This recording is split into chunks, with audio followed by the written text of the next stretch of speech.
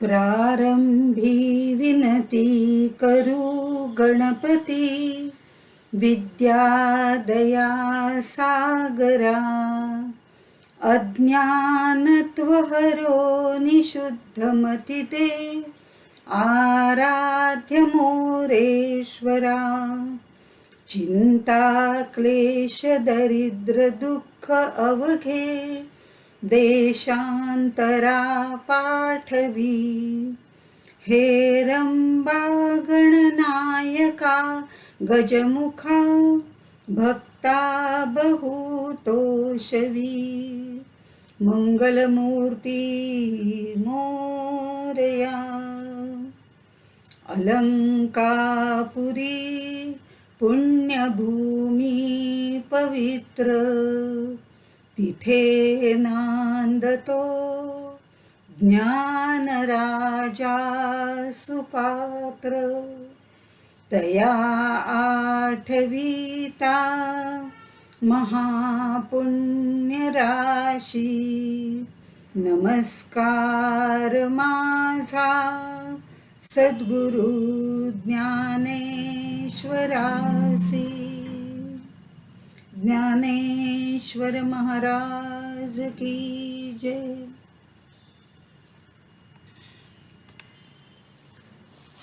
आदरणीय परमपूज्य नीलकंठ महाराज यांच्या जन्मशताब्दी वर्षानिमित्त श्री समर्थ सेवा ट्रस्ट भडगाव गडहिंग्लज यांनी आदरणीय पूज्य किसन महाराज यांच्या मार्गदर्शनाखाली आयोजित केलेल्या संत ग्रंथातील गणेश या व्याख्यानमालेमध्ये मला सेवा करण्याची संधी दिली, याबद्दल मी भडगाव मठाचे विश्वस्तांचे तसेच वृषालीताईंचे मनापासून आभार मानते आणि सर्व श्रोत्यांना वंदन करून मी माझ्या विषयाला प्रारंभ करते. वाचे बरवे कवित्व, कवित्वी बरवे रसिकत्व, रसिकत्वी परतत्व, स्पर्शू जैसा. ह्या गुणांनी युक्त अशी ज्याची भाषा सुशोभित झालेली आहे असा ग्रंथकार भगवद्गीतेवरची टीका करायला ज्ञानेश्वरांच्या रूपाने आपल्याला लाभलेला आहे. हा टीका ग्रंथ आहे. अद्भुत काव्य आणि अपूर्व भक्तिभाव यांचा सुंदर सुरेख संगम आपल्याला ज्ञानेश्वरीमध्ये पाहायला मिळतो. त्यामुळे शब्द, अर्थ, भाव, योग, ज्ञान या सर्व गोष्टींचा स्पर्श आपल्याला त्यांच्या ज्ञानेश्वरीमध्ये पाहायला मिळतो. ज्ञानेश्वरांचा, ज्ञानदेवांचा गणेश यावरती जेव्हा बोलायचं ठरवलं तेव्हा ज्ञानदेवांनी कुठे कुठे गणेश वंदना केलेली आहे हे पाहण्यासाठी त्यांचे ग्रंथ बघितले. त्यात अभंग बघितले, हरिपाठ बघितला, ज्ञानेश्वरी, अमृतानुभव आणि सांगदेव पासष्टी सगळे महत्वाचे ग्रंथ पाहिले. पण कुठेही निखळ गणेश वंदना, गणेश वर्णन, गणेश दर्शन काहीच दिसलं नाही. एक ज्ञानेश्वरी, ज्याला आपण भावार्थ दीपिका, हे खरं त्याचं मूळ नाव आहे, पण ज्ञानेश्वरी असं आपण म्हणतो, ती ज्ञानेश्वरी सोडून अन्य ठिकाणी फारसं ते वर्णन कुठे दिसलं नाही. मुळात काश्मीरी शैव तत्वज्ञान सांगणारे आणि अद्वय चिद्विलास प्रतिपादन करणारे ज्ञानदेव. ज्ञानेश्वरीमध्ये मात्र गणेशाचं अत्यंत रसाळ असं वर्णन ते करतात. हा ज्ञानदेवांचा गणेश, त्याची वंदना अतिशय रम्य आणि आनंददायी अशीच आहे. भगवद्गीता आणि ज्ञानेश्वरी या दोन्हीमध्ये ग्रंथांमध्ये मंगलाचरण ओम या शब्दाने सुरू झालेले आहे.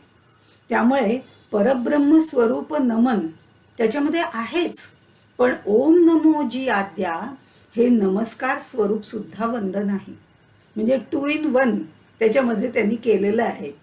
आज आपण म्हणतो की गौरी जेवून तृप्त झालेल्या आहेत सगळ्यांच्या घरच्या, आणि आपणही ज्ञानदेवांच्या ज्ञानयुक्त गणेश वंदनेनी तृप्त व्हायचं आहे.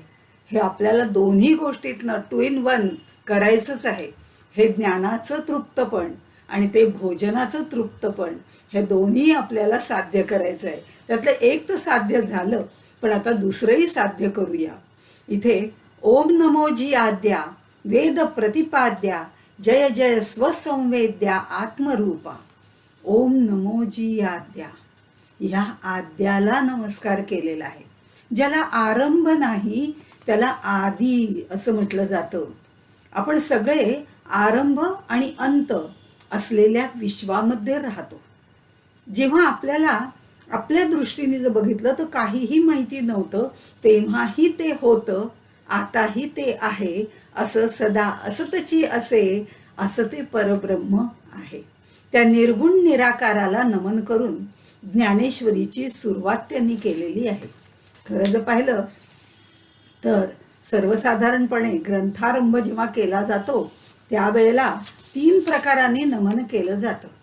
त्यातलं पहिलं जे आहे ते परब्रह्म स्वरूप नमन असतं, दुसरं नमस्कार स्वरूप असतं आणि तिसरं आशीर्वाद स्वरूप असतं. परब्रह्म स्वरूप नमन म्हणजे निर्गुण निराकार परब्रह्माला केलेलं वंदन. जसं अमृतानुभवामध्ये माऊलींनी केलेलं आहे, यदक्षरम अनाख्येयम आनंदम मज केवलम श्रीमन्निवृत्तीनाथेती ख्यातम दैवतम आश्रयेत. हे सद्गुरूंचं वंदन केलेलं आहे, परब्रह्म स्वरूपाचं वर्णन केलेलं आहे. आणि नमस्कार रूप करताना आपण गणेशाचंच अथर्व शीर्ष म्हणतो, त्यावेळेला म्हणतो ओम नमस्ते गणपतये त्वमेव प्रत्यक्षम तत्वमसी त्वमेव केवलम कर्तासी. हे जे आहे त्यावेळेला ओम नमस्ते गणपते हे नमस्कार वाचक आहे. आणि आशीर्वाद वाचक जर आपण बघितलं तर ते आपल्याला देई मला वरदान अंबे वगैरे अशा भजनातनं वगैरे आपल्याला मिळतं. म्हणजे ह्या तिन्ही प्रकारे केलं जातं. पण इथे मात्र त्यांनी जे वर्णन केलेलं आहे ते परब्रह्म स्वरूपालाही केलेलं आहे आणि नमस्कार रूपही केलेलं आहे. आणि म्हणून हे जे वर्णन त्यांनी असतच असे अशा परब्रह्माचं केलेलं आहे, त्या निर्गुण निराकाराला नमन करून ज्ञानेश्वरांनी ज्ञानेश्वरीची भावार्थ दीपिकेची सुरुवात केलेली आहे. आणि हे करताना ज्ञानदेवानी बोली अरूपाचे रूप दाविन अतिंद्रिय परिभोगविन इंद्रिया करवी अशी ग्वाही सुद्धा दिलेली आहे. म्हणजे बोली अरूपाचे रूप दाविन हे करण्याकरता शब्दब्रह्म प्रसिद्ध म्हणजे त्याचं कृपा प्रसाद असणं आवश्यक आहे. आणि म्हणून त्यांनी हे जे सुरुवातीचं वंदन केलेलं आहे ते वेद प्रतिपाद्या असं म्हणून त्या परब्रह्माचं तर केलेलंच आहे, पण ओंकार स्वरूप शब्दब्रह्म गणेशाचं सुद्धा वर्णन केलेलं आहे. वेद प्रतिपाद्या ओम नमो जी आद्या वेद प्रतिपाद्या म्हटल्यानंतर माऊलींचा ऊर निश्चित भरून आला असेल असं विद्यानंद स्वामी म्हणतात. कारण माऊलींना वेदांचे सगळे स्तर माहिती होते, उपनिषदांचे ते जाणकार होते. त्यांच्या लहानपणीच विठ्ठलपंतांनी त्यांना त्या उपनिषदांचं बाळकडू दिलं होतं, ते विथ प्रॅक्टिकल दिलं होतं. आपण जर त्यांचं चरित्र वाचलं तर आपल्या लक्षात येईल विठ्ठलपंत ज्या ज्या वेळेला त्यांना ते सांगायचे तेव्हा उषास्तवन सांगायचं झालं तर पहाटेची किरणं उगवल्या उगवल्या त्याचं वर्णन करून ते सांगत असत, त्या रुचा म्हणून दाखवत असत. त्याप्रमाणे वेदांच्या सुद्धा रुचा ते म्हणून दाखवायचे आणि त्या त्या वेळेला म्हणून दाखवायचे. त्यामुळे ते कसं घडतंय हे सुद्धा ज्ञान त्यांना होतं. त्यामुळे माऊलींना वेदांचे सगळे स्तर माहिती होते, उपनिषदाचे ते जाणकार होते. आणि अमृतानुभवाच्या एका ओवीमध्ये माऊलींनी तर असं म्हटलेलं आहे की अमृतानुभवापुढे ही दशोपनिषद माना खाली घालून बसतात. आणि हे केवळ शिव किंवा विष्णू पुराणात म्हटलंय म्हणून मी म्हणत नाहीये, तर आम्हाला म्हणजे आमचा तसा अनुभव आहे असं माऊली सांगतात. कारण माऊलींची पंच ज्ञानेंद्रिय ईश भावामध्ये चिंब भिजलेली होती, हे महत्वाचं आहे. त्यामुळे ते उपनिषद अंतरंगापासून जाणत होते. ऐतिहासिक दृष्ट्या जर आपण पाहिलं तर संपूर्ण जगात जे वाङ्मय आहे त्यात प्रथम वेदांनी ईश्वराबद्दल सांगितलेलं आहे.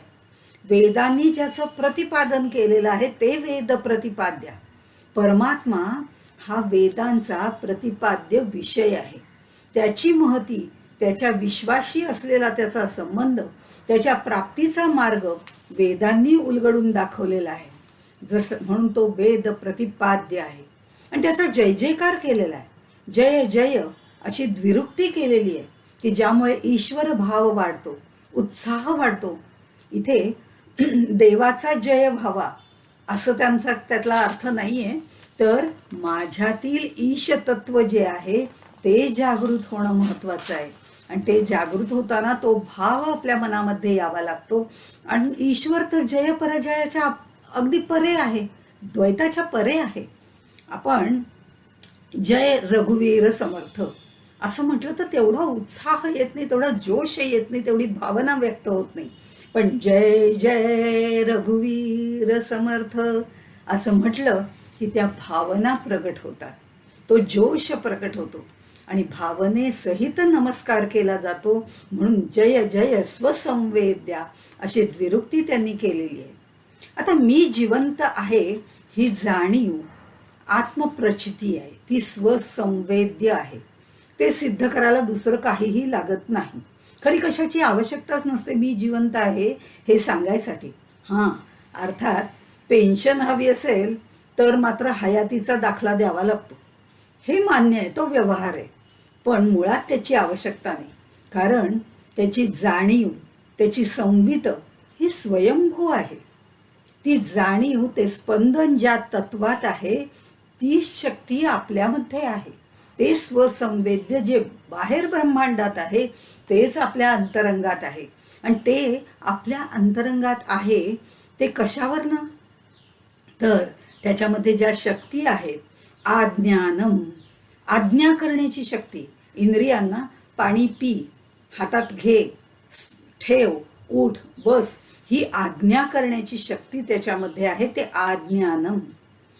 नंतर विज्ञानम, विविध प्रकारचं ज्ञान जे आहे त्याची शक्ती, त्याचं जाणीव, हे सुद्धा एक शक्तीच आहे. प्रज्ञानम, त्याचं आकलन करून घेण्याची शक्ती. मेधा, त्याची धारण करण्याची शक्ती. दृष्टी, मग ती अंतर्बाह्य दोन्ही दृष्टी आहेत, ज्या इंद्रियजन्य आणि इंद्रियातीत ज्ञान मिळवणाऱ्या आहेत, ती शक्ती. मनन करण्याची शक्ती, ती मनीषा, आणि मती म्हणजे सद्बुद्धी. अशा अनेक वृत्ती या जाणीवेच्या शक्ती आपल्यामध्ये आहेत. ही जाणीव, ते स्पंदन म्हणजे ते आत्मतत्व आहे. आणि हे जाणीवेनी युक्त असं स्वसंवेद्य आहे, तो त्या शक्तींसहित आहे जे आत्मतत्व आपल्या हृदयस्थ आहे.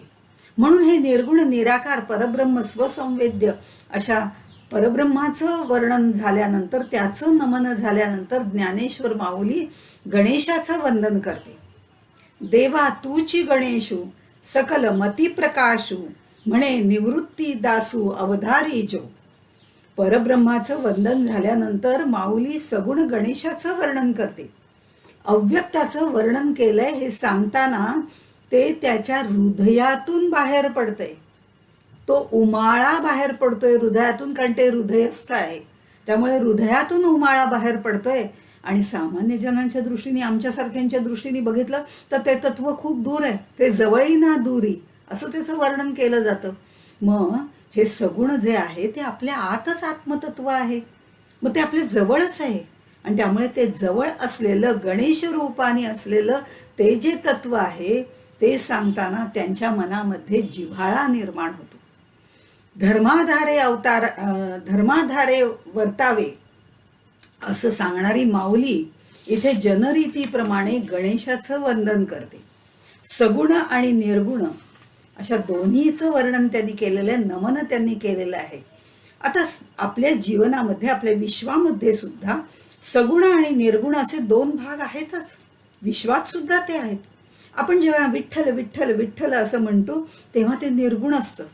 पण पांडुरंग म्हटलं की लगेच सगुणात येतं, कारण पांडुरंग कांती दिव्य ज्योती झळकती असं आपण म्हणतो, म्हणजे त्याचं रूपाचं वर्णन येतं. तसं आद्या वेद प्रतिपाद्या असं जर म्हटलं तर निर्गुण वाटतं. पण देवा तूची गणेशू असं म्हटलं की हे असं सगुण रूप आपल्या समोर साकार होतं.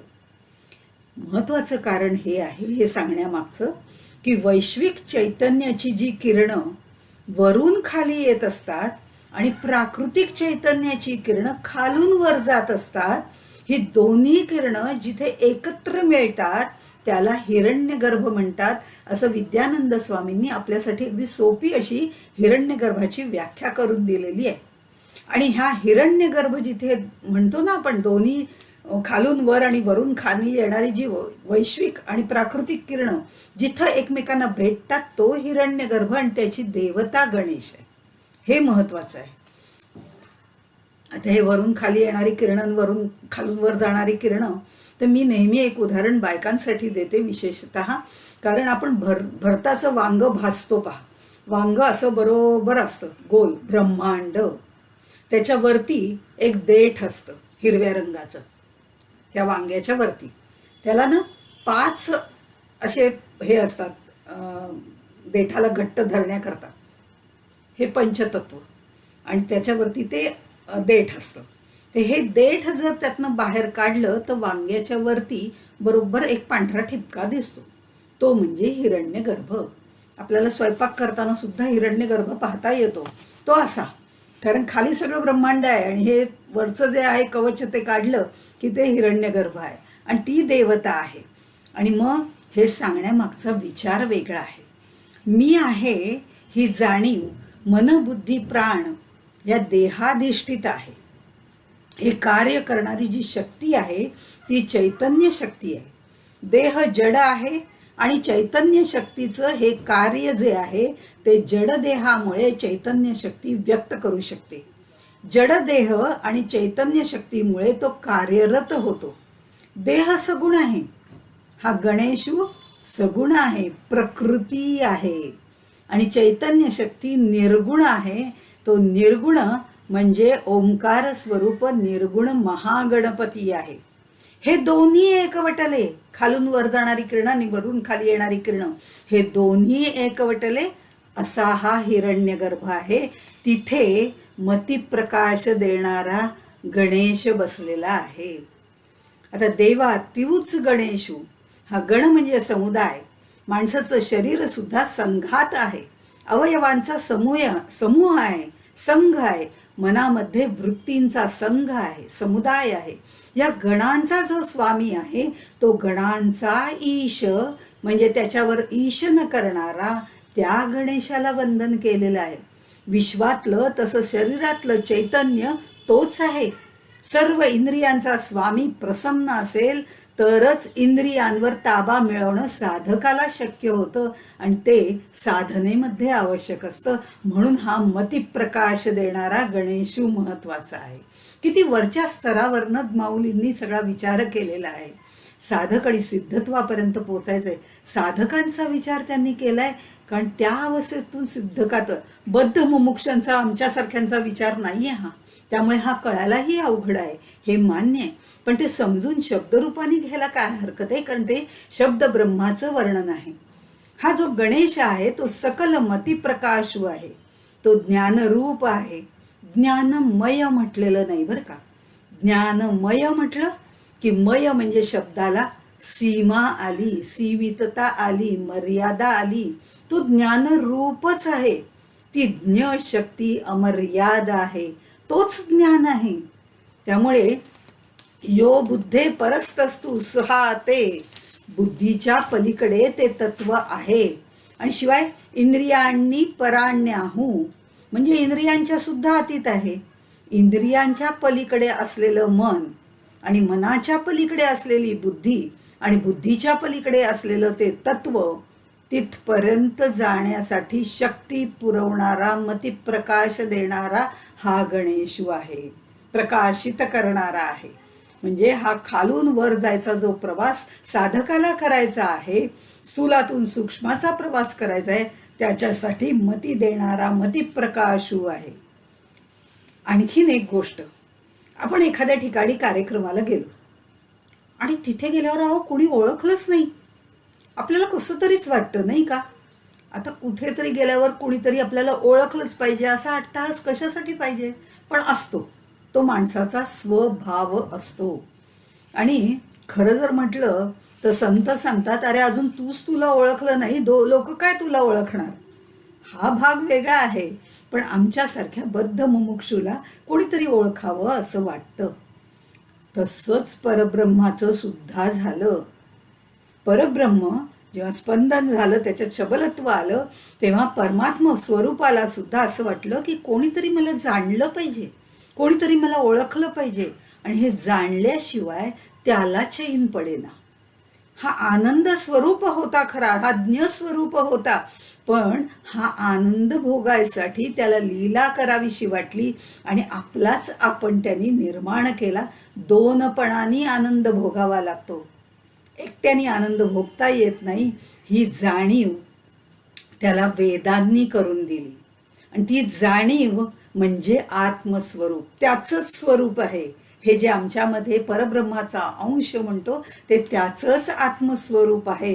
ती संविद म्हणजे अस्तित्वाची जाणीव आहे. हे जाणीवेचं कार्य जाणणं, जाणीवेच्या माध्यमातून ते जाणलं जातं, ते आत्मस्वरूप आहे.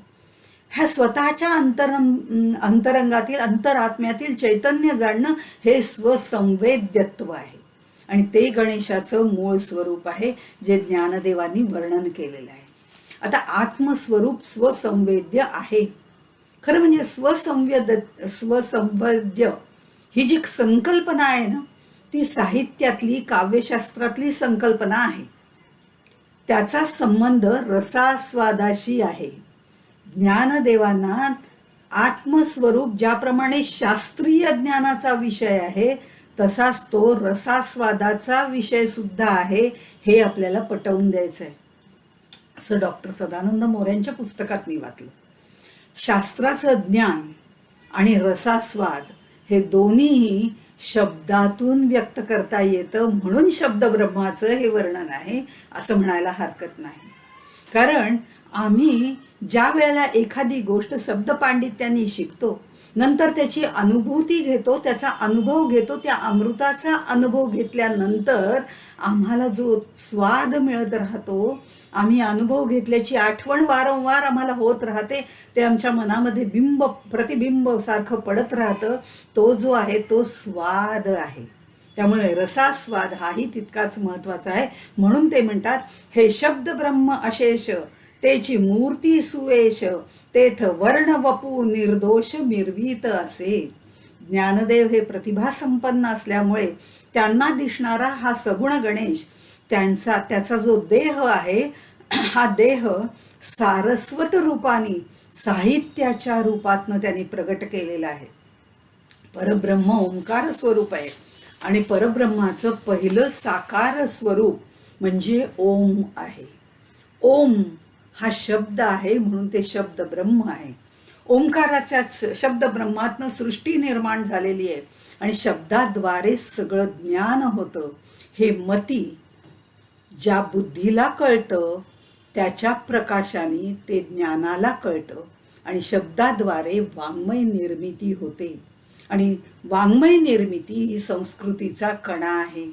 त्या वाङ्मयातून काय काय निर्माण झालं, तर वेद निर्माण झाले, श्रुती निर्माण झाल्या, स्मृती निर्माण झाल्या, पुराण शास्त्र हे सगळं निर्माण झालं. माऊलींना टीका ग्रंथ लिहायचा होता, भावार्थ दीपिका, आणि त्यासाठी शब्द भांडार प्रसन्न हवं, म्हणून ह्या शब्द गणेशाचं, शब्द ब्रह्म गणेशाचं वर्णन त्यांनी केलेलं आहे. गणेशाचं सगुण रूप वर्णन करताना ज्ञानदेवांनी त्याचा उपयोग गणेशाच्या अवयवांसाठी केलेला आहे, अलंकारासाठी केलेला आहे. वेद वाङ्मय हे वर्णाने निर्माण झालेलं वर्ण, वेदवाङ्मय अनेक वर्ण आपल्या ह्याच्यामध्ये आहेत, म्हणजे स्वर आणि व्यंजन मिळून वर्ण असं म्हटलं जातं. आणि वर्ण ह्याचा दुसरा पण अर्थ आहे बरं का. पूर्वीच्या काळी म्हणायचे, मुलीचा वर्ण कोणता आहे, मग सावळी आहे किंवा काळी आहे म्हणण्यापेक्षा गहू वर्ण आहे असं सांगितलं जायचं.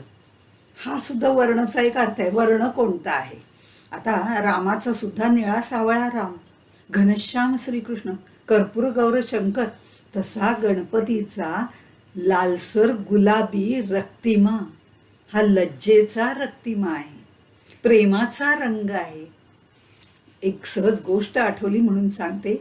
ॲरिस्टॉटलची मुलगी अतिशय तरुण होती, तरुण वयामध्ये ती अलेक्झांडरच्या आईच्या सेवेकरता आली. आता अलेक्झांडरची आई ॲरिस्टॉटलची मुलगी अतिशय सुंदर हो. तिचं सौंदर्य, तो गालावरचा रक्तिमा, तो लालिमा, ती प्रसन्नता चेहऱ्यावरची, अशी अगदी हास्यहास्य वदना अशी ती होती. आणि त्यामुळे ती अलेक्झांडरची आई तिच्यावरती अगदी प्रसन्न झालेली होती. तिला ती मुलगी खूप आवडायची. आणि हे सगळं असताना तिला एकदा तिने विचारलं की अगं तू कोणतं सौंदर्य प्रसाधन वापरतेस की तू एवढी सुंदर दिसतेस. आत्ता जर कुणाला विचारलं की तुम्ही कोणतं प्रसाधन वापरता की ज्यामुळे तुम्ही एवढे सुंदर दिसता, तर देशी विदेशी ब्रँडेड सगळ्या सौंदर्य प्रसाधनांची लिस्ट देतील आपल्याला की ओठाला हे लावा, डोळ्याला ते लावा, अमक्याला अमकं लावा, वगैरे वगैरे. अहो पण ती ॲरिस्टॉटलची मुलगी होती, तत्ववेत्त्याची मुलगी होती. ती म्हणाली, ती कुठलंही मेकअप करत नव्हती बरं. तर ती म्हणाली, तरुणपणी लज्जेचा जो रक्तिमा गालावर येतो तोच खरं म्हणजे प्रसाधन आहे आणि तेच मी वापरते. वाणी ओजस्वी, डोळे तेजस्वी आणि विद्येचं ब्रह्मवर्चस हेच तर खरी सौंदर्याची प्रसाधनं आहेत. या गणपतीचा गुलाबी लालसर रंग हा लज्जेचा रक्तिमा आहे, प्रेमाचा रंग आहे. त्याची वर्णकांती निर्दोष आहे आणि ओंकार परमात्म्याचा निर्देश करणारा हा आद्य शब्द, तसा मंत्र आणि हा ओंकाराचं आलंबन ठेवून जर त्याची साधना केली, त्या रक्तिम्यासह आलंबन ठेवून आपण जर त्याचं वर्णन केलं आणि त्याची साधना केली त्या ओंकाराची, तर ते परब्रह्मापर्यंत आपल्याला नेतं, ब्रह्म वर्चस आपल्याला प्राप्त होतं. आणि याचं मांडुक्य उपनिषदामध्ये अतिशय सुंदर वर्णन केलेलं आहे. गणेश पुराणामध्ये सुद्धा जर आपण बघितलं तर गणेशाच्या षड्भुजात्मक गणेशाचं वर्णन केलेलं आहे आणि तेच रूपकात्मक ज्ञानेश्वर माऊलींनी इथे घेतलेलं आहे. अर्थात ज्ञानेश्वर माऊलींनी जे वाङ्मयीन मूर्तीचं वर्णन केलेलं आहे ते वर्णन करताना श्रुती स्मृती हे त्याचे अवयव म्हटलेले. 18 पुराण तीच मणिभूषण म्हणजे अलंकार म्हटलेले. 18 पुराण, षटशास्त्र, सर्व शब्द ब्रह्माचे अलंकार आहेत असंही म्हटले. आणि वेदातले मंत्र, वेदातले जे मंत्र असतात ते ऋषीमुनींना ध्यानमग्न अवस्थेमध्ये स्फुरलेले असतात, ते ऐकू आलेले असतात, म्हणून त्याला श्रुती असं म्हटलं जातं. आणि स्मृती म्हणजे कोड ऑफ कंडक्ट, वागण्याचे, चालण्याचे, बोलण्याचे, आचरणाचे नियम, त्या काळानुसार ते बदलतात. पण स्मृती जरी बदलत असल्या तरी श्रुती कधी बदलत नाहीत, हे लक्षात ठेवायला पाहिजे. माणसाच्या मनातला जो भाव आहे तो त्याच्या अवयवांवरनं आपल्याला प्रगट दिसतो, ज्याला आपण बॉडी लँग्वेज असं म्हणतो. हा श्रुतीतला भाव स्मृतीमधनं प्रगट होतो, म्हणून स्मृती हे भाव सौंदर्य आहे. अवयवांनी शरीराचं कार्य केलं जातं, त्यामुळे श्रुती हे शरीर आहे आणि स्मृती हे त्याचे अवयव आहेत. श्रुती या प्रतिभा संपन्न असतात. ऋषींचा मंत्र त्यांना जसा स्फुरला तसा असतो, जसा ऐकू आला तसा असतो. त्यात व्याकरण वगैरे बघितलं जात नाही, म्हणून त्याला आर्ष असंही म्हटलं जातं. आणि स्मृती ज्या आहेत त्या प्रज्ञाप्रधान असतात, विचारपूर्वक केलेल्या असतात. श्रुतीतून अर्थ काढणं हे प्रज्ञेचं काम आहे. आणि हे सगळे अर्थ जे काढले जातात ते कथाभागातून सांगणं हे पुराणांचं काम आहे. त्यामुळे श्रुती ज्या आहेत त्या प्रतिभा संपन्न असतात, परतत्वाचा स्पर्श झालेल्या. स्मृती ज्या असतात त्या प्रज्ञाप्रधान असतात. पुराणं जी असतात ती कथाप्रधान असतात. दर्शनं तर्कप्रधान असतात. काव्य नाटक रसप्रधान असतं. आणि ही सगळी 18 पुराणं त्या गणपतीच्या अंगावरचे अलंकार आहेत. म्हणून सर्व पुराण कथा निरर्थक नसून त्याच्यात गर्भितार्थ असतो, प्रमेय असतं. म्हणून कथा सांगताना अर्थ प्रमेय उलगडून दाखवावी लागतात. अलंकारामधली ती सगळी रत्न आहेत असं त्यांनी सांगितले, ते रत्नाचा प्रकाश पडत असतो. हे काव्य नाट्य हे रसमय असतं. या त्याच्या पायातल्या तोरड्या आहेत. आणि असं 7व्या ओवीमध्ये त्यांनी म्हटलेलं आहे, हा गणेश जो आहे तो नित्य निपुण आहे. पदन्यासात त्याच्या नादमयता आहे, ती घुंगुरांनी दाखवलेली आहे. इथे तेथे व्यासादिकांच्या मती तेची मेखला मिरविती. ह्या कमरेला ज्या मेखला आहेत ना, त्या 2 पाय आणि पोट याच्यामध्ये ती मेखला अशी घट्ट बांधलेली असते. आपण नाही का म्हणतो कंबर कसून कामाला लागलोय, म्हणजे हे कंबर घट्ट बांधली जाते, ती मेखलेनी बांधली जाते. कारण पायांमध्ये गती आहे आणि हे शब्द ब्रह्म आहे. अकार चरण युगुल म्हटलेलं आहे. त्यामुळे याच्यामध्ये अकार चरण युगुल, चरण युगुल म्हणजे 2 आले, युगल म्हणजे 2. आणि हे जग जे आहे ते द्वैतानी बनलेलं आहे. हे जे आहे, हे चरण युगुल जे आहेत ते द्वैताचे आहेत. आणि द्वैताचे असल्यामुळे वैखरीनी शब्दांनी संवाद करून मग ते सांगायचे आहेत. जग द्वैताचे आहे, वैखरीनी शब्दांनी संवाद करणारं आहे, पण अर्थ महत्वाचा आहे. आणि हे जे अर्थ महत्वाचा आहे असं म्हटलं जातं, त्याच्यामध्ये बघा आता 2 गोष्टी येतात. एक दृश्य अदृश्य, स्थूल सूक्ष्म, शब्द अर्थ. म्हणजे गणपतीच्या पोटामध्ये त्याचा अर्थ सामावलेला आहे आणि शब्दांची गती आहे ती ह्या पायामध्ये आहे. त्यामुळे पोटातला अर्थ आणि शब्दांची गती हे दोन्हीवरती कमरेला कसून त्यांनी जो शेला बांधलाय, दोन्हीवरती तो नियंत्रण ठेवतोय. असा हे प्रत्येक दृश्य अदृश्य स्थूल सूक्ष्म शब्द अर्थ यांच्या मध्ये कंबर आहे जी शेल्याने बांधलेली आहे. 18 पुराणं लिहिणाऱ्या व्यासादिकांच्या बुद्धीचं सामर्थ्य हे जे आहे ते दृश्य अदृश्य शब्द अर्थ स्थूल सूक्ष्म दोन्हीकडे आहे. आणि ही कमरेला जी मेखला बांधलेली आहे ती दोन्हीवरती स्वामित्व देणारी आहे. शेल्याच्या ज्या दशा आहेत त्या सुंदर रीतीने हलतायत. त्या बाजूला असतात ना शेल्याच्या शेवटी, त्या हलतायत. कारण ह्या दोन्हीवरती प्रभुत्व असल्यामुळे दोघींची गती रोखणं आणि गती देणं हे दोन्ही काम हे बुद्धी सौंदर्य आहे. अशा तऱ्हेने या मेखलेचं वर्णन केल्यानंतर मग ते म्हणतात देखा षड्दर्शने महिपती. देखा षड्दर्शने मणिपती तेची भुजांची आकृती. आता ही षड्दर्शन जी आहेत ती भुजा आहेत, त्याच्या हात आहेत. हे कोणते आहेत? हे ओवीमध्ये त्याचं वर्णन सगळ्या केलेलं आहे. ही षड्दर्शन जी आहेत, ही षड्दर्शन कोणती आहेत? तर त्याच्यामध्ये कणाद यांचं वैशेषिक दर्शन, गौतमांचं न्याय दर्शन, पातंजलींचं योग दर्शन, कपिल मुनींचं सांख्य दर्शन, जेमिनीची पूर्व मीमांसा उत्तर मीमांसा आणि ही पुढे वाचक नवीनी पुढे चालवली ऋषिका होती, त्यांनी ते पुढे नेलेलं आहे. आता हे पूर्व मीमांसामध्ये कर्मकांड येतं, तर उत्तर मीमांसा ही ज्ञानकांडाची आहे, वेदांताची आहे. आता हा 6 हाताचा गणपती त्यांनी सांगितलेला आहे. नेपाळमधल्या काठमांडू येथे काष्ठमंडप नावाचं एक ठिकाण आहे आणि तिथे हा 6 हातांचा गणपती आहे. वेदांच्या षडांगामुळे 6 हातांच्या गणपतीची कल्पना ज्ञानदेवांना सुचली असावी आणि त्यानुसार त्यांनी आयुधांची मांडणी पण सांगितलेली आहे. कारण तर्कतोची परशु असं म्हटलेलं आहे. 6 वेदांग आपण बघितली ते 6 हात त्याचे आहेत आणि त्याच्यात जे आयुध जी घेतलेली आहेत त्यातला पहिला हात जो आहे तर्कतोची फरशु नीतिभेद अंकुशु वेदांत तो महारसू मोदकू जी मिरवे. आता पहिला हात जो आहे तो म्हणजे तर्कशास्त्राचा आहे, न्याय. त्या हातात फरशू म्हणजे कुऱ्हाड आहे, कारण योग्य काय ते घ्यायचं आणि अयोग्य आहे ते टाकून द्यायचं, नको आहे ते काढून टाकायचं. ह्या तर्कशास्त्राचं ते विश्लेषण आहे.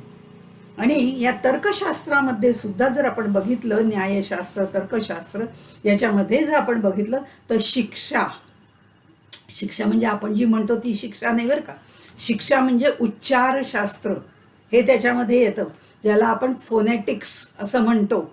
आणि ही वेदांची घाणेंद्रिय आहेत. कल्पसूत्र यज्ञसंबंधी माहिती त्याच्यामध्ये आहे, हे वेदांचे हात आहेत. व्याकरण हे शब्दशास्त्र आहे, ते वेदांचं मुख आहे. निरुक्त हे वेदांचे कान आहेत. आणि छंद, 7 प्रकारचे छंद आहेत ते वेदांचे चरण आहेत. आता हे सगळे शिक्षा, कल्पसूत्र, निरुक्त हे सगळं झाल्यानंतर ज्योतिष, ज्योतिष म्हणजे वेदांचे नेत्र आहेत. कारण ग्रह तारे बघून अग्निमंथन करताना हवेत अग्नी कधी आहे हे पाहायचं आणि तर्कशुद्ध रीतीने त्याचं विश्लेषण करायचं. हा अग्नी ज्या वेळेला यज्ञ वगैरे करायचे त्यावेळेला तो प्रज्वलित त्या दृष्टिकोनातनं पाहिलं की पटकन व्हायचा. अशा तऱ्हेने हा पहिला हात जो आहे तो तर्कशास्त्राचा आहे.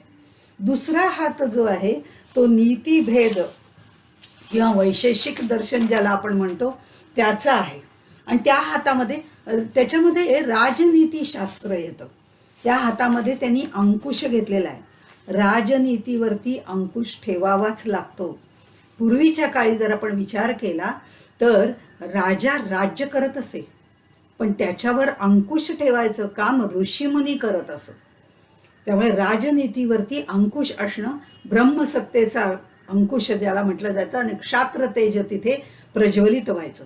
राजा हा क्षात्र तेजाचं प्रतीक आहे, तर ऋषी हे ब्रह्मतेजाचं प्रतीक आहे. आणि ज्या वेळेला राजसत्तेवरती ऋषींचा अंकुश असायचा त्यावेळेला ब्राह्मतेज आणि क्षात्र तेज एकत्र येऊन जेव्हा राज्य केलं जातं तेव्हा समाजाचा उत्कर्ष होत असतो.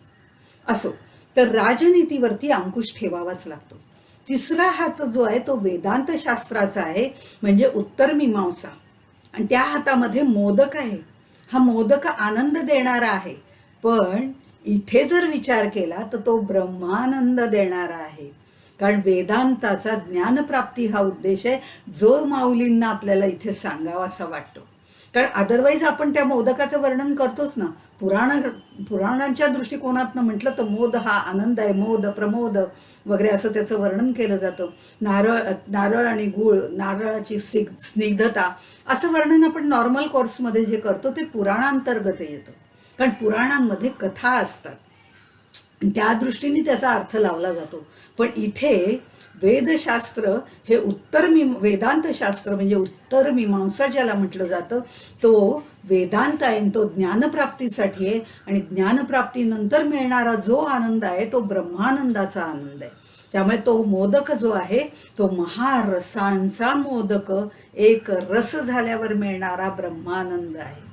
एकी हाती दंतू जो स्वभावता खंडतू, तो बौद्ध मताचा संकेतू वार्तिकाचा. चौथा हातामध्ये तुटका असा दात आहे. हा तुटलेला दात बौद्ध मताचं खंडन याचं ते द्योतक आहे. त्याबद्दल जास्त चर्चा करण्यापेक्षा बौद्ध मताचं त्यांनी तिथे खंडन केलेलं आहे. तो तुटका दात आहे, कारण बौद्ध मत हा शून्यवाद आहे आणि तो शून्यवाद आपण अद्वैत तत्वज्ञानामध्ये खोडून काढला जातो, ही प्रथा आहे. असो, पाचवा हात जो आहे तो सांख्य दर्शनाचा आहे, सत्कार्यवाद ज्याला म्हणतात. सांख्यांचा एक विचार आहे की कारणामध्ये अव्यक्त रूपात कार्य असतंच, हा म्हटलेला आहे. आता याचा अर्थ काय, तर माती जी आहे ते कारण, रॉ मटेरियल. तर माती जी आहे त्यामध्ये घट असतोच, प्रत्येक मातीमध्ये घट आहेच. हे उदाहरणादाखल आहे. म्हणजे घट असतोच म्हणजे तो अव्यक्त स्वरूपात असतो. त्याला फक्त क्रिया केली आणि त्याचं कार्यामध्ये रूपांतर झालं की आम्हाला तो घट दिसतो. म्हणजे अव्यक्त रूपात तो असतोच ना कारणामध्ये. तसं परमात्म्याच्या अधिष्ठानावरती जग आहे हा सत्कार्यवाद आहे. आणि तो सांख्यांनी मांडलेला आहे की ते आधी अव्यक्त रूपात आहेच, नंतर व्यक्त झालं आणि पुन्हा अव्यक्तात जाणारच आहे. त्यानंतर जो सहावा हात आहे तो योग दर्शनाचा, धर्मशास्त्र, त्याचा अभय हात दिलेला आहे, धर्माने वागावं. त्या हातात कमळ आहे आणि आशिष देणारा हात आहे. आता धर्माचरणाला भय नाही. आता हे जे दोन कान आहेत ना ते उत्तर मीमांसा आणि पूर्व मीमांसाचे कान आहेत असं आपण म्हटलं. हत्तीचे डोळे बारीक आहेत, ती सूक्ष्म दृष्टी आहे, तो आकाशाचा गुण आहे. शब्द हा कानांचा विषय आहे आणि वेदराशी ज्या शब्द रूप आहेत त्यामुळे त्या आकाशासारख्या विशाल आहेत. वेदांत एक कर्मकांड आहे तर दुसरं ज्ञानकांड आहे. हे दोन्हीही त्या गणपतीचे विशाल कान आहेत. या दोन मीमांसा ते दोन कान आहेत. ह्या मद त्याच्या गंडस्थलामधून मद वाहत असतो आणि ऋषी जे आहेत ते भ्रमर रूपाने त्याच्यावरती फिरत असतात. हत्तीच्या कपाळावरती जी दोन बाजूला दोन टेंगळं असतात ना, ते द्वैत अद्वैताचे कुंभ आहेत. आणि डोक्यावर वाहिलेली जी सुवासिक फुलं आहेत तो ज्ञान मकरंद आहे आणि तो उपनिषद रूपी आहे.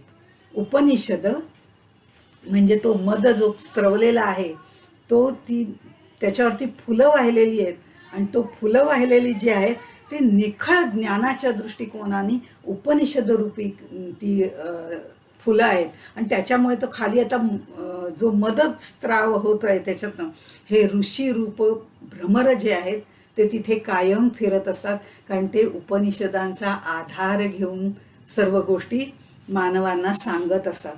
अशा तऱ्हेने हे वर्णन जे आहे, जे रूपक केलेलं आहे गणेशाचं, सगुण वर्णन करताना सुद्धा ज्ञानदेवच ते हो, ज्ञानाच्याच पातळीवरून सांगतात आणि त्याचं निखळ वर्णन करतात. त्यामुळे अशा तऱ्हेचं रूपक संतांच्या वाङ्मयामध्ये फार विरळा पाहायला मिळतं. पुढे ते असं म्हणतात, अकार चरण युगुल, उकार उदर विशाल, मकार महामंडळ मस्तकाकारे. प्रसिद्ध लिपीशास्त्रज्ञ L.S. वाकणकर याने प्राचीन ब्राह्मी लिपी कशी होती ती सांगितली. अ उ म ते अकार चरण युगुल ते जे आहे ते आपण ह्या पद्धतीने लिहिलं, दोन मोठे गोल वर्तुळ अशा पद्धतीने. तर ते ओंकार गणपतीचे या 3 मात्रा आहेत. अकार चरण युगुल. आता युगल म्हटल्यावरती त्याच्यात द्वैत आलं आणि संपूर्ण विश्व जे आहे ते द्वैतात आहे. उकार उदर विशाल, हे उकार उदर विशाल जे त्या उदरामध्ये त्याच्या अनंत ब्रह्मांडे लगडली असं ते म्हणतात. ते व्यक्त अव्यक्त असलेली सर्व ब्रह्मांड त्याच्या पोटामध्ये आहेत आणि म्हणून ते उदार विशाल. उदर जे आहे ते विशाल आहे आणि विश्व जी दृश्य विश्व किंवा अव्यक्ताचा भाग आहे तो आणि व्यक्त असलेला भाग दोन्ही त्याच्या पोटामध्ये सामावलेली आहे. आणि मस्तकाकारे, हे गोल मंडळासारखं जे मस्तक आहे ते ज्ञशक्तीचं प्रतीक आहे. आपल्याला सुद्धा इथे ज्ञशक्ती आपली इथे भरलेली आहे, मस्तकामध्ये भरलेली आहे आणि ती संकल्प शक्ती तिथे असते आणि म्हणून त्याला आपण नेहमी गंध किंवा कुंकू लावतो. ते ह्यासाठी इथे लावलं जातं की तिथे ते ज्ञशक्ती प्रकर्षेण ज्ञ अशा स्वरूपात येते आणि त्यामुळे प्रकर्षेण वाढत असते तिथे. आणि तिथेच संकल्प निर्माण झालेला आहे, ज्याला आपण मूळ माया असं म्हणतो. विश्वाची निर्मिती तिथून झालेली आहे. अशी ही ज्ञसंकल्पी शक्ती किंवा संकल्प शक्ती आहे. आता हत्तीच्या सोंडेचं महत्त्व त्यांनी सांगितलेलं आहे. आपण ओव्यांपेक्षा अर्थाकडे लक्ष देऊ. हत्तीच्या सोंडेचं जे महत्त्व सांगितलेलं आहे, त्या हत्ती सोंडेनी अन्न खातो. विवेकी माणूस, ते विवेकी माणसाची त्याची तुलना केलेली आहे. विवेकी माणूस ज्ञान ग्रहण करतो. दुसरा हत्ती पाणी पितो. विवेकी माणूस विवेकाने रसास्वाद घेतो. तिसरं सूक्ष्म सुई तो उचलू शकतो. विवेकी माणूस विवेकाने स्थूलाकडून सूक्ष्माकडे जायचा प्रयत्न करतो. आणि ही जी सोंड आहे, ही गणेशाची सोंड म्हणजे विवेकी माणसाचं द्योतक आहे.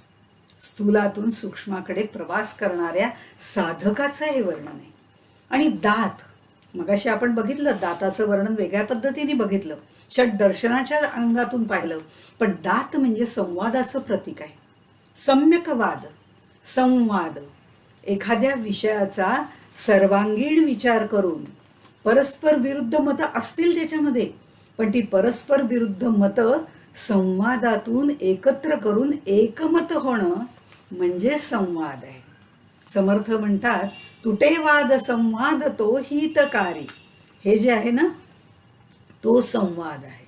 वेगवेगळी मतं असू शकतात, पण त्या वेगवेगळ्या मतातनं चांगलं काय ते घ्यायचं आणि सुसंवाद निर्माण करायचा, हा खरा संवाद आहे. आणि दाताचा रंग जर बघितला तर तो पांढरा आहे. आणि पांढरा म्हणजे कुठेही विरोध नाही, अविरोध दर्शवणारा रंग आहे. आणि अविरोध म्हणजे सामंजस्य. ह्याच्यामध्ये सगळ्यांची मतं एकत्रित घेऊन चांगली काहीतरी निर्मिती करणं हे सामंजस्य आहे. या सामंजस्यासाठी केलेला वाद तो संवाद असतो. हल्ली टीव्हीवर होणारे वाद संवाद वगैरे ते काही खरं नाही बरं, कारण त्यातनं काहीच चांगलं निष्पन्न होत नाही. उलट द्वेषच पसरतो आणि वादविवादच वाढतो. ते संवाद महत्वाचे नसतात. हा जो संवाद आहे तो महत्वाचा आहे.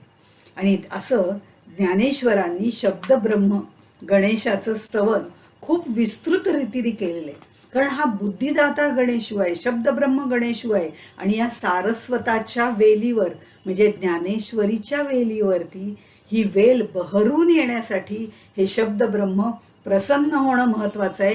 त्या दृष्टिकोनातून केलेलं हे वर्णन आहे. त्यामध्ये सगळे वेद, वेदांग, षडांग, ते मीमांसा ह्या सगळ्या गोष्टींचं त्यांनी वर्णन केलं आणि ते गणेश रूपामध्ये पाहिलंय, कारण तो मतिप्रकाशू आहे. आता ह्या सगळ्यानंतर 12व्या अध्यायामध्ये त्यांनी वात्सल्यपूर्ण भक्तिपूर्ण स्तवन केलेलं आहे. पण 13व्या अध्यायामध्ये सुद्धा आत्मस्वरूप गणेशाचं वर्णन केलेलं आहे. त्या स्वस्वरूपाच्या जाणीवेचं वर्णन केलेलं आहे, जे स्वसंवेद्यज्ञ सर्व विद्यांचे माहेर आश्रयस्थान असलेल्या अशा या शब्दसृष्टीच्या गणेशाचं वर्णन केलेलं आहे. आणि गीता ही सूत्ररूपाने सांगितलेली आहे. आणि सूत्र म्हणजे अगदी कमीत कमी शब्दात सांगायचं. सा प्रेम स्वरूपा नारद भक्ती सूत्रामध्ये म्हटलेलं आहे. पण त्याच्यामध्ये अर्थ प्रचंड भरलेला असतो. ब्रह्मसूत्रही तशीच आहेत. तसं आपण अगदी व्यवहारामधलं उदाहरण घेतलं तर H2O म्हणजे पाणी समजलं की आम्हाला H2O म्हणजे पाणी, पण ते सूत्ररूपाने झालं. पण पाणी म्हणजे जीवन, जीवन म्हणजे आपो नारायण, असं सगळं सविस्तर माणसाला सांगणं आणि त्याच्या जीवनात बदल घडवून आणणं हे साठी सविस्तर सांगणंही महत्वाचं असतं. ज्ञानदेवांनी गीतेच्या 700 श्लोकांचं 7000 ओव्यांमध्ये सारस्वताचं झाड फुलवलेलं आहे. आणि म्हणून ह्या शब्दब्रह्माचं वर्णन करणं त्यांना अनिवार्य वाटलं असावं असंही वाटतं. नंतर शेवटी 17व्या अध्यायामध्ये तया नमो जीव गणेंद्रा सद्गुरु तुझं म्हणजे इथे सद्गुरूला त्यांनी गणेश रूपात गणेंद्र म्हणून वर्णन केलेलं आहे. गण म्हणजे इंद्रिय, हे आपण मगाशीही पाहिलं. पण आता जे म्हणायचंय ते वेगळं आहे. प्रकृती, महत्तत्व, अहंकार, पंच ज्ञानेंद्रिय, पंचकर्मेंद्रिय, मन, पंचभूत, पंचतन्मात्रा या 24 तत्वांचा जीव. हे जे 24 तत्व आहे या सर्वांवरती ईशन करणारा, स्वामित्व गाजवणारा असा हा गणेश सद्गुरु स्वरूपात त्यांनी पाहिलेला आहे. आणि त्यामुळे त्यांनी त्याचं वर्णन असं केलंय की सद्गुरु स्वरूप हा जो गणेश आहे त्याला जाणून घेणं अत्यंत अवघड आहे. आणि ते बद्ध मुमुक्षूला जमणारं नाहीये, कारण त्यांच्याकडे अहमचं अज्ञान असतं. मी म्हणजे देह ही भावना असते. आणि त्यामुळे अज्ञानापासून जे निर्माण झालेली लोक आहेत, अज्ञानी लोक आहेत, त्यांच्यापासून तू तुझं तोंड फिरवून घेतोस आणि ज्ञानी लोकांकडे वळवतोस. म्हणून तू अज्ञानी लोकांकडून तोंड फिरवून घेणारा वक्रांतुंडयती इति वक्रतुंड हा, असं त्यांनी त्याचं वर्णन केलेलं आहे. याच तुझ्या सूक्ष्म दिव्य दृष्टीला, ही जी दृष्टी आहे ती नुसती उघडझाप करते आणि उत्पत्ती प्रलय होत राहतो. तुझे सुपासारखे कान प्रवृत्ती निवृत्तीचं दर्शन देतात. अशा तऱ्हेने त्याचं वर्णन त्यांनी 17व्या अध्यायात पण केलेलं आहे. आणि त्यामध्ये त्रिपुरासुराची गोष्ट त्यांनी सांगितलेली आहे. आपण कालही ती ऐकलेली आहे. खरं म्हणजे अगदी पूर्ण व्यवस्थित रित्या ती ऐकलेली आहे, त्याचा मतितार्थही ऐकलेला आहे. पण त्रिपुरासुराचा वध करण्यापूर्वी शिवशंकरांनी गणेशाला वंदन केलं नव्हतं, म्हणून त्यांना यश मिळत नव्हतं. ते त्रिपुरासुराचं जे ताम्र, रजत, सुवर्ण अशी जी 3 पुरांनी युक्त ती वेगाने फिरणारी जी गृह आहेत त्याच्या मध्ये तो त्रिपुरासूर राहत होता. आणि त्या तिन्हीला एकत्ररित्या छेद देणारा असा बाण त्यांना आवश्यक होता. पण त्यांचं काही समाधान होई नाही आणि त्याला काही यश प्राप्त होई नाही महादेवांना. आणि त्यावेळेला नारद तिथे आले आणि त्यांना म्हणाले की तुम्ही गणेशाचं वंदन केलं नाही. पुराण कथा सांगताना फरक थोडा थोडा कसा असतो बघा. पुराण कथा सांगताना आम्ही म्हणतो की त्यांना असं वाटलं माझाच तर पुत्र आहे, त्याला काय वंदन करायचं. पण त्यांना त्यातनं पुराण कथेतनं शुगर कोटेड पिल असतात त्यामुळे वरनं छान असं आवरण केलेलं असतं कथेचं आणि त्यातनं मतितार्थ पुराणांमध्ये सांगितलेला असतो. त्यामुळे त्यांनी असं त्यातनं आपल्याला सुचवलंय की ज्ञानी हा लहान असो किंवा मोठा असतो, तो वंदनीयच असतो. म्हणून गणेशाचं वंदन करायला पाहिजे, कारण तो विघ्नहर्ता आहे. ही पुराण कथा झाली. पण इथे सांगताना ज्ञानदेव ज्ञानाच्या पातळीवरनं बोलतायत. या स्वरूपाने त्या गणेशाचं वर्णन केलेलं आहे. त्यावेळेला ते गणेश पूजा केली नाही म्हणून शंकराला यश आलं नाही असं त्यांनी म्हटलं. तर तेव्हा त्यांनी म्हटलंय आपला हा आत्मा सुद्धा सत्वरजतम या त्रिगुणांनी त्रिपुरांनी वेढलेला आहे. जीवरूपी दुर्गामध्ये अडकलेला आहे, जीवत्व रूपी दुर्गात अडकलेला आहे. आणि ह्याच्यामधनं आता आधी पहिल्यांदा गणेशाला वंदन करून त्या विघ्नहर्त्याला वंदन करायला पाहिजे. हा गौरीपुत्र गणेश किंवा शिवपुत्र गणेश नाही, तर हा महागणपती आहे, जो ओंकार स्वरूप परब्रह्म आहे, जो सद्गुरु स्वरूप आहे. परब्रह्म आणि सद्गुरु यांच्यामध्ये काडीचाही भेद नाही. तत्वरूपाने ते परब्रह्म स्वरूप आहेत आणि आमच्यासाठी त्यांनी शबलत्व घेतलंय. अवतरती इति अवतारा, अवतार घेतलेला आहे. असे हे निवृत्तीनाथ ते या जीवाची या त्रिपुरातून सुटका करतील. आणि असा हा त्रिपुर गणेश, त्रिपुराला मारणारा, त्रिपुरासुराला मारणारा हा सद्गुरु गणेश, हा गणेंद्र असं त्याला जे म्हटलंय, ते गणेंद्र दुसरे तिसरे कोणी नाही, माझे सद्गुरूच आहेत. आणि तेच आम्हाला जीवाकडून शिवाकडे नेणारे आहेत. आणि त्या शिवापर्यंत नेणारे हे गुणातीत झाल्यानंतर हे महत्वाचं आहे. म्हणून त्रिगुणांना दूर सारून जीवाला शिवापर्यंत नेणारे असे हे सद्गुरू आहेत. अशा तऱ्हेने त्याचं वर्णन केलेलं आहे. इथे सुद्धा त्यांनी ते ज्ञानाच्या पातळीवरून सांगितलेलं आहे, पुराण कथांच्या पातळीवरनं सांगितलेलं नाही. कारण ते ज्ञानदेवच आहेत. परतत्वाचा स्पर्श झालेले आणि कवित्वाचा आणि रसिकत्वाचा आनंदोल्हास ज्यांच्यामध्ये आहे, त्यांनी ज्ञानेश्वरीमध्ये जे गणेश वंदन केलेलं आहे ते आपण पाहिलं. ते माऊलींच्या स्तरावर म्हणजे ज्ञानाच्या पातळीवर जाऊन सांगणं माझ्यासारख्या बद्ध मुमुक्षुकला अजिबात शक्य नाही, अशक्य प्रायच आहे. पण जे काही शब्द रूपाने माझ्या सद्गुरूंच्या कृपेमुळे मला कळलं आणि आकलन झालं, तेवढं सद्गुरु कृपेने तुमच्या समोर मांडण्याचा मी प्रयत्न केला. तो तुम्ही गोड मानून घ्याल यात शंका नाही. त्यामुळे हे गणेश स्तवन जे आहे ते ज्ञानरूपी गणेशाचं स्तवन आहे आणि ते आपल्याला मतिप्रकाश देणार आहे. ते मतिप्रकाश जो तो देतो, जे स्थूलाकडून सूक्ष्माकडे आपल्याला नेतो, जीवाकडून शिवाकडे नेतो, हा प्रवास करण्यासाठी जो मतिप्रकाश देणारा गणेश आहे, त्या गणेशाला वंदन करून मी हे माझ्या प्रवचनाची सांगता करते. मोरया मोरया मी बाळताने, तुझीच सेवा करू काय जाणे. अन्याय माझे कोट्यानुकोटी, मोरेश्वरा बा तू घाल पोटी. मंगलमूर्ती मोरया, ज्ञानेश्वर महाराज की जय, सब संतन की जय. जय जय रघुवीर समर्थ.